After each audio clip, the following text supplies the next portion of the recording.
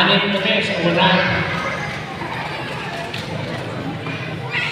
Bunso ko kapatid, anim kami si Rolly ko, dati ko nasa Janet Marcia.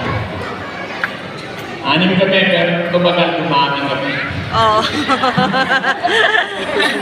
Hindi naman hulihin ko. Hindi po sa kwento ko. Dumami po kami. Naging 17 kami. 17. 17. Hindi, marami pa yun.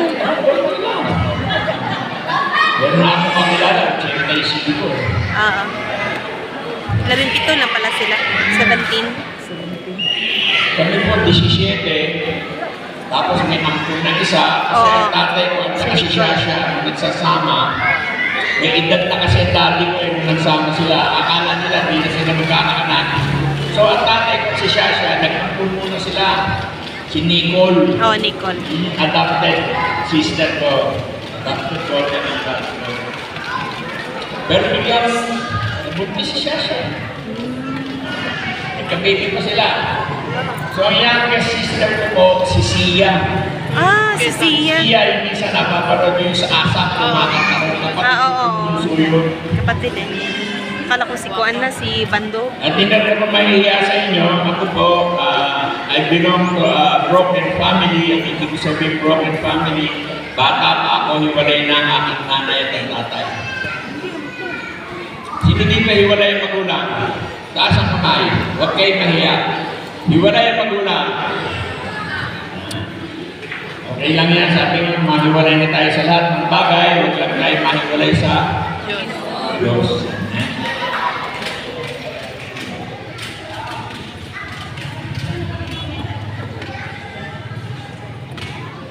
Akong testigo nito eh. Pinikwento ko sa inyo, ako testigo nito. Ba't sila nag-iwalay? Grabe. Araw laging away na away ng tatay ko. Hindi ko nag-aaway, tatakot na ako sa nanay ko. Kasi ano, ako po, mas malapit po ako sa nanay ko kaysa kay Dorothy. Ang tatay ko nagsaselos palagi sa akin yung bata ako. Lagi ako sinasalita ng tatay ko, ikaw para naman ang junior ko. Kasi mami ko, kung saan nandun ang nanay ko, nung hindi ako nakabulukot ako lagi sa nanay ko. Kapag nasa kusina ang nanay ko, nasa kusina, alalay. Pag naglalaba ang nanay ko, nakikila pa rin. Nakikikulong. Kaya ako po ang testigo, sinasabi ko, ako naka-witness kung bakit sila naghiwalay. Lagi nag-aaway, mami ko lagi may black and blue. Black and violet. Mami ko nag-atay ko mag-commit. Nag-atay pa mami ko, suicide. Gunting dala, masasaksak. Kumani ang tatay ko, inaawat ng tatay ko, inaagaw pilit yung gunting, hindi maagaw ng tatay ko kasi malaki ng bahay nanay ko. Hirap siya agawin. Nagka-trauma ako, baka ako, kasi habang sila yung nakakagawa, nagpapambuno sa gunting. Ako naman ang bata sa baba, iyak ng iyak, nakatingala. Nakikita ko kasi yung gunting. Tumapaling-paling na gano'n, hindi maagaw ng tatay ko hanggang sa pumayod sa ganito ng nanay ko yung gunting. Lumabas yung naman ng mami ko dito. Tapos ako yung bata, tinatambunan ako ng dulo ng nanay ko. Hanggang sa pumasok ng gunting sa katawan ng mami ko, bumaksak na nanay ko. Sobrang nakakaiyak na. Yan naalala ko.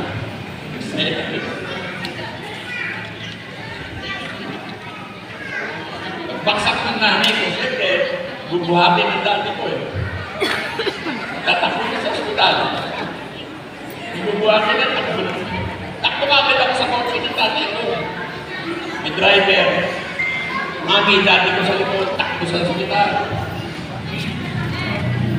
Pero bumalik na mami ko, uwi na isang umaga, nakita ko namin ko, lalakad palabas ng bahay namin, naka-duster ko siya eh. Naka-duster lang, naka-chinelas ko ang bahay ang nanay ko, iiyak. Palabas ng bahay. Dili pa yun. Dili mo mag-perfect yun, no? Sabi na mami, saan ka pupunta? Portahan lagi po, di ba? Hindi siya kumikibo. Lakad lang ng lakad ang nanay ko. Pinibitawan ng nanay ko. Kasi po, mahal na mahal ko talaga ng nanay ko. Dito, marami ka na dahil dito. Nagkakawa kami ng mami ko nadala ko sa isang lugar, bahay ko, Quezon City.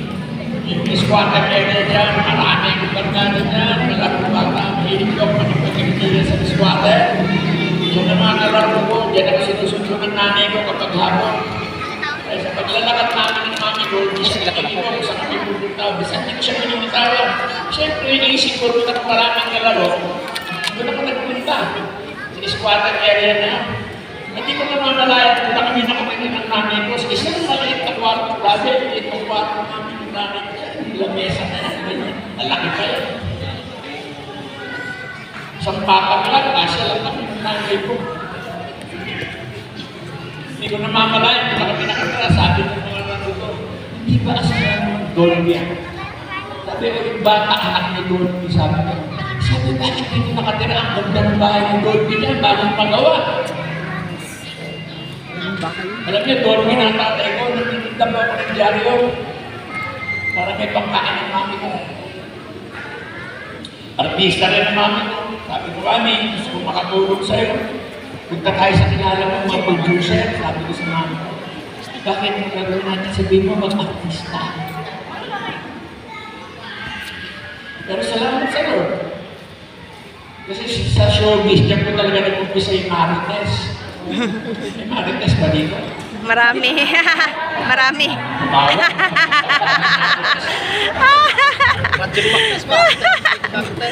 CCTV pa. Nakapabor sa amin yung Marites na yan. Nakapabor sa amin ng mami ko. Kasi alam agad ng mga producer na pinuntahan namin ng mami ko, nahiwalay na sila ng tatay ko. Kaya nakapabor sa amin, kung naawa, si Patya, kinuha mo ako. Maraming producer. Nagkaroon ako ng pelikula sa J.E. Production ko ni Joseph Estrada. Naging kapatid ako ni Joseph sa pelikula eh. Ha? Sila J.E. lang ang kasama ko yan. May pelikula kami kasama yung production MPJ to saan pang sulong ng Destiny. Tapos, Chiquito at yung tatay ko naman siya sa isang pelikula. Ayos na ako ito. Magandang between sila Amalia Fuentes pa yan. Ibig sabihin na namin ako naging pelikula. So, napagpala kami ng nanay ko mula sa squatter area kung saan kami nakatira. Nakalipat kami ng apartment up and down. Wow! Thank you, Lord. Yes! Mura lang apartment nung araw. Alam niyo magkano apartment nung araw? 180 up and down. Hello? Mahal na kay Karon. Oo, kaya hindi ko rin. Mahal na Karon. 180 up and down na po yun. Pero grabe naman ang banyo ng pera natin. Yes.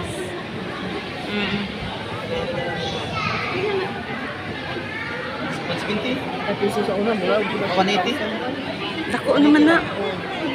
Nakapunta ng gamit, kasangkapan, nakipimili sa sasakyan. Napagpala kami ng mami ko, bata pa ako. Pero lumalaki ako isang rebelde kay Dolby. Galit po ako sa father ko that time. Lumalaki ako kasi kaya ako galit sa tatay ko.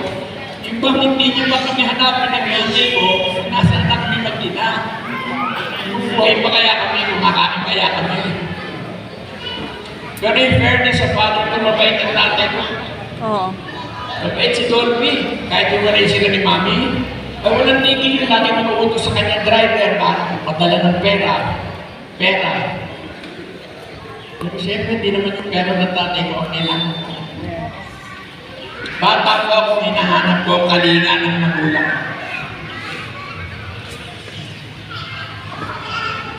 Mga magulang, paalala lang ha, hindi mo. Alam ko rin ang hindi mo maraming pera. Pero huwag yung ugalili na ang katuwiran niyo palagi, binigyan mo naman ng pera yung anak ko.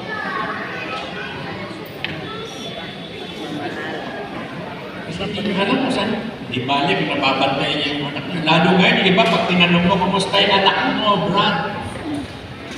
Binili ko ng bagong cellphone. Kumusta yung dalaga mo, Brad? Binili ko ng cellphone. iPhone Alam pa. yung cellphone, tingin sa akin, lalo sa kabataan. Hindi masama ang cellphone kung gagamitin nyo sa pag-aaral. Alam niyo, masama sa cellphone kung ano-ano napapanood nyo.